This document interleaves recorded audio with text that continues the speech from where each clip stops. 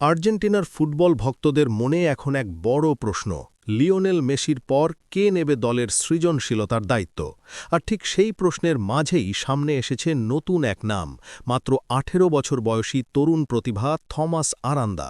ঐতিহ্যবাহী ক্লাব বোকা জুনিয়র্সের জার্সিতে খেলা এই তরুণ ইতিমধ্যেই নিজের অসাধারণ বল কন্ট্রোল, দারুণ ড্রিবলিং আর নিখুঁত থ্রু পাস দিয়ে নজর কেড়েছেন ফুটবল বিশ্বে।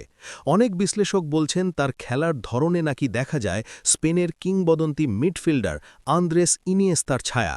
ছোট জায়গায় বল ধরে রাখা, প্রতিপক্ষের ডিফেন্ডারদের মাঝ দিয়ে সহজেই বেরিয়ে আসা এবং মুহূর্তেই আক্রমণ গড়ে তোলার ক্ষমতা তাকে আলাদা করে তুলেছে। বয়সভিত্তিক ফুটবলে আর্জেন্টিনার অনূর্ধ্ব-১৭ এবং অনূর্ধ্ব-২০ দলে দারুণ পারফরম্যান্স করার পর এখন সিনিয়র ফুটবলেও নিজের প্রতিভার ঝলক দেখাচ্ছেন তিনি।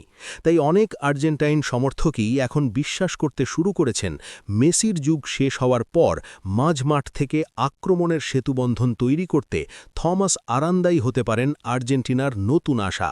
এখন দেখার বিষয় এই তরুণ প্রতিভা ভবিষ্যতে কতটা বড় তারকা হয়ে উঠতে পারেন।